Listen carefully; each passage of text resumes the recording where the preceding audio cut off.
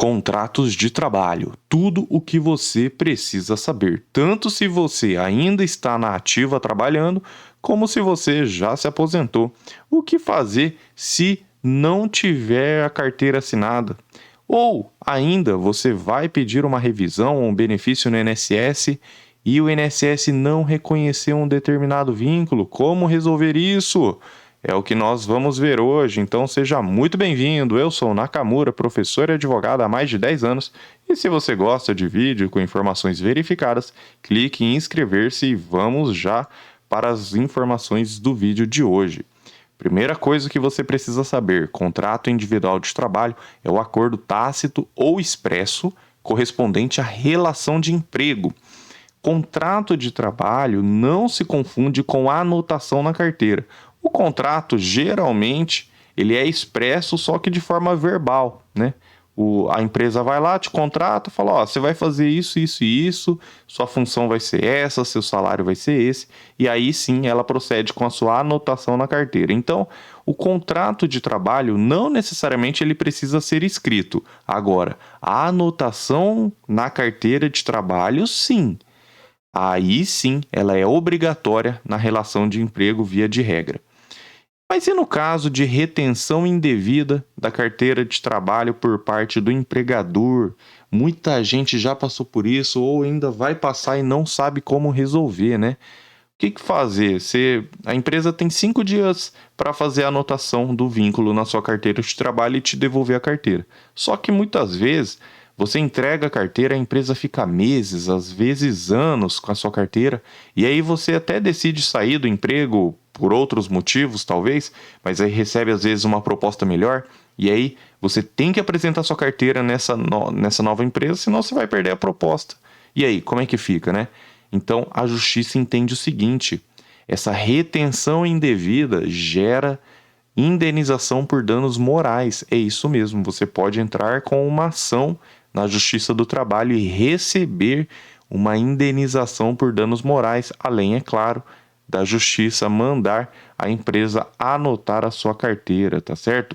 Agora, a ausência de anotação, se a empresa não anotar sua carteira, não necessariamente gera danos morais. Você vai ter direito de ter sua carteira anotada, mas não necessariamente receber uma indenização. Mas, no caso de retenção indevida, se a empresa ficar com a sua carteira por mais de 5 dias, isso sim a justiça entende que é passível de indenização por danos morais, tá certo? Vamos seguindo aqui, pessoal. Atenção, porque o empregador não pode efetuar anotações desabonadoras à conduta do empregado em sua carteira de trabalho. Olha isso, pessoal. Imagina você, a empresa vai lá e escreve aqui, ó. Fulano de tal foi contratado dia tal para exercer a profissão tal e nesta data. Só que ele era um empregado muito ruim, ele atrasava. Não contratem ele. Imagina uma empresa escrever um negócio desse. Não pode escrever nada que vá desabonar a conduta do empregado.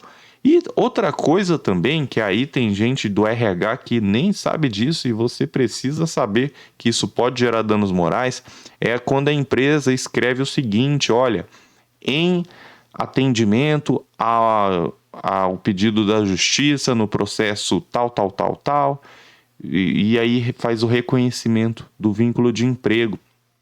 Pessoal, a empresa não pode anotar na sua carteira de trabalho que ela está anotando aquele vínculo em determinação judicial de um processo, tá certo?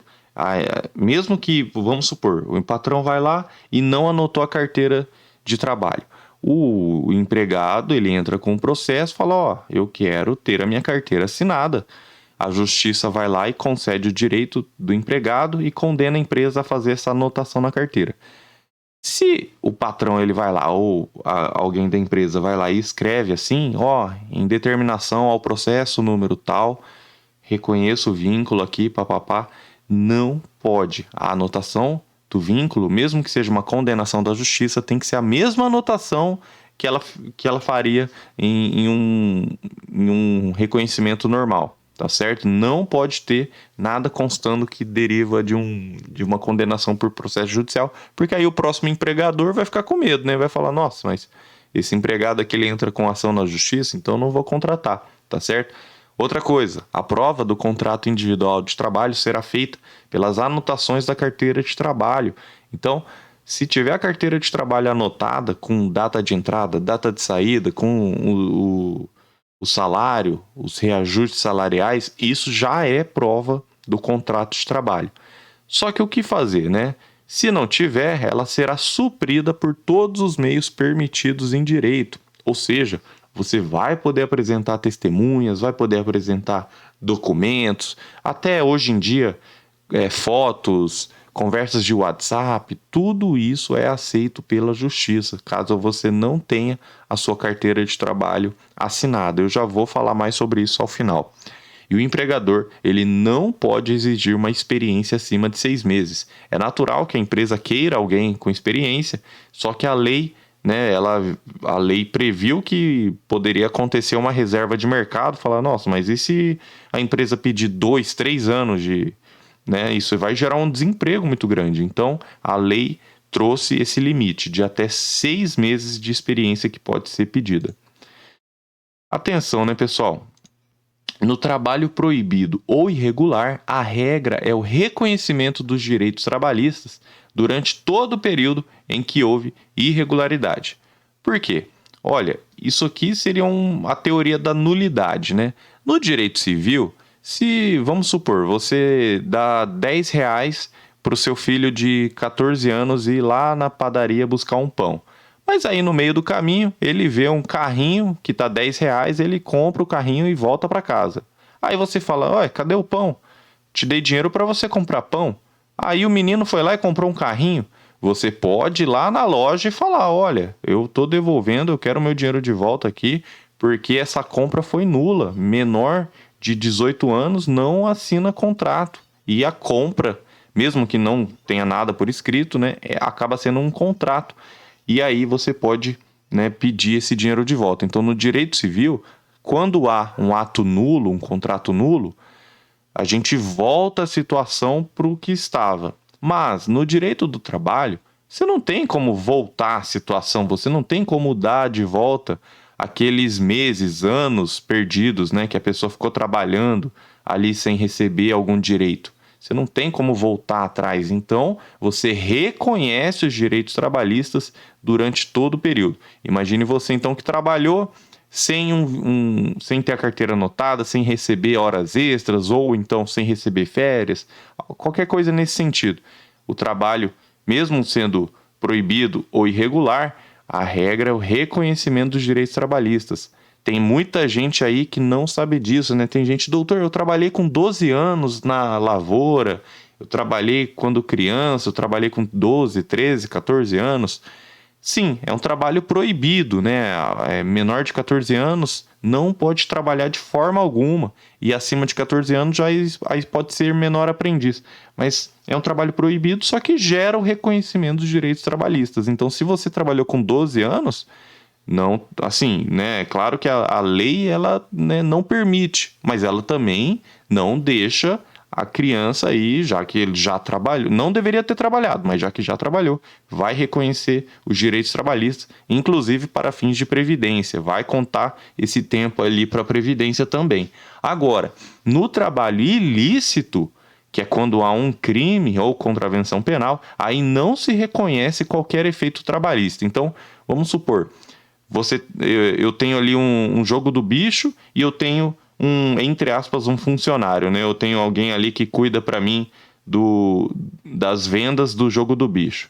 Aí eu vou lá e não pago essa pessoa. Ela pode entrar com processo trabalhista? Ela não pode entrar, porque o objeto do trabalho é ilícito. Então não é que foi um trabalho proibido ou irregular, foi um trabalho ilícito, foi um trabalho contra a lei, é um crime, né? O jogo do bicho é uma contravenção penal. Isso é só um dos exemplos, tá certo? Então aí não se reconhece qualquer efeito trabalhista. Mas muita gente pergunta: e no caso do policial militar que desempenha atividades privadas de segurança? A gente sabe o salário da polícia militar hoje em dia não é o que deveria ser, né? Falta reconhecimento. E aí, muitas vezes, ele precisa complementar essas atividades. E como é que fica? Diversos estados possuem a exigência, né, de dedicação exclusiva. Ora, se o policial militar ele não está trabalhando, ele tem que estar descansando. Mas como é que fica isso aí, pessoal? E se ele estiver, por exemplo, fazendo um bico de segurança, se ele trabalhar para segurança para ou privada para alguém, um segurança particular, ou numa boate, numa balada, como é que fica isso aí? É o caso do trabalho irregular, mas não é crime, né? Não é crime. Então vai sim reconhecer todos os direitos trabalhistas, inclusive o vínculo de emprego, tá? Mas aí você me pergunta, ué, mas ele não pode sofrer uma punição administrativa, tendo em vista que é proibida e tudo mais? Sim, ele pode vir a sofrer, mas aí é em outra esfera, na esfera administrativa ou até dentro mesmo da Polícia Militar, mas isso não pode ser uma desculpa para não pagar os direitos trabalhistas dele. Então, um adicional noturno, né, no caso dele trabalhar como segurança à noite, horas extras, férias, 13º, todos os direitos trabalhistas terão que ser pagos a esse profissional. Tá certo? Vamos seguindo aqui. E a contratação do servidor público após a Constituição de 88, sem concurso público, só gera o direito ao pagamento das horas trabalhadas e FGTS. Agora, se ele trabalhava para uma empresa da administração indireta e essa empresa foi privatizada, nesse caso, convalidam-se os efeitos do contrato de trabalho e ele passa a ser válido, tá bom? E por fim, né, atenção aqui, porque o contrato de trabalho ele possui diversas características. Ele é um contrato de direito privado, ele é bilateral, ou seja, entre a empresa e o empregado. Ele é consensual, ambas as partes precisam concordar com os termos. Ele é sinalagmático, ou seja, isso gera uma reciprocidade. De um lado, a empresa tem que pagar o salário em dia. E do outro, o empregado ele tem que cumprir com o seu dever, tem que comparecer no trabalho. Ele é comutativo, ele é oneroso, ou seja, não pode ser gratuito, voluntário dessa forma. Você pode até fazer trabalho voluntário, mas aí não vai ser um contrato de trabalho propriamente dito para a Justiça Trabalhista. E também pessoal em relação ao trabalhador e de trato sucessivo, ou seja, ele vai se renovando. Todo mês você tem que prestar o serviço e todo mês a empresa tem que fazer o pagamento. Agora, a dúvida que vai surgindo, né? E o contrato por prazo determinado? O prazo máximo, como regra, é de 2 anos, exceto o contrato de experiência de 90 dias. E se for prorrogado mais de uma vez, aí ele passa a vigorar sem prazo determinado. E a empresa não pode contratar o mesmo empregado dessa forma nos próximos 6 meses. Pessoal, a gente já pegou muito processo assim, já conseguimos muitas condenações de empresas que ficavam lá manipulando o contrato de trabalho, né? Coloca ali prazo determinado só para não ficar pagando as verbas rescisórias, não ficar pagando todos os direitos trabalhistas. Mas aí a gente via lá, ela encerrava o contrato, semana seguinte já contratava de novo. Passava um tempo, encerrava o contrato, semana seguinte contratava de novo. Ué, mas que negócio que é esse aí? Então isso gera o reconhecimento de um contrato só, por todo esse período que a empresa ficou fazendo essa patifaria aí, tá certo? Exceto quando o contrato se refere à realização de algum serviço ou da ocorrência de certos acontecimentos, tá certo? Eu só vou contratar se acontecer isso aqui, né? Em alguns casos a lei permite isso, dada a natureza do serviço, mas aí vão ser casos excepcionais. E o contrato intermitente? Ele é uma prestação de serviços não contínua. O empregado ele pode prestar serviços a outros empregadores na inatividade. O empregador ele faz a convocação com até 3 dias corridos de antecedência. E o empregado, por sua vez, tem 1 dia útil para responder. E se ele não responder, se ele não falar nada, presume-se a recusa. Essa recusa não gera uma insubordinação. No contrato intermitente, o empregado ele pode recusar fazer o trabalho, tá? Agora, num contrato normal, não. Se você vai lá numa empresa, o patrão pede para você fazer alguma coisa, você fala, não, não vou fazer, não quero saber, e sou eu quem mando, aí isso aí pode gerar uma insubordinação e uma rescisão com justa causa, tá? E o que acontece no contrato intermitente? Caso haja o descumprimento de uma das partes, multa de 50% da remuneração. Então, o patrão foi lá, pediu para você comparecer, mas ele fala, aí você chega lá, deixa a família em casa, você chega lá, o patrão fala, ih, rapaz, eu chamei outra aqui, não precisa mais não. Vai ter que pagar 50% da remuneração do período devido e da mesma forma, né?